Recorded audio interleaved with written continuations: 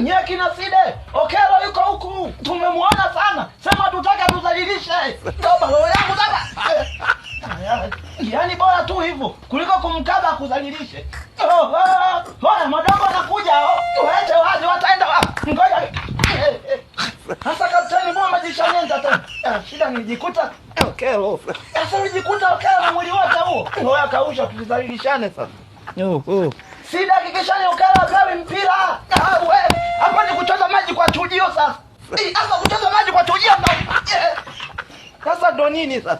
Ndo ilivyokuwa. Oya kazani hapo madogo asirudishe. Wataanzia wapi? Hapa rudisha shukrani tu. Tena hiyo kisa yako. Hii mama yangu. Sasa ndo nini mbona umeisusa?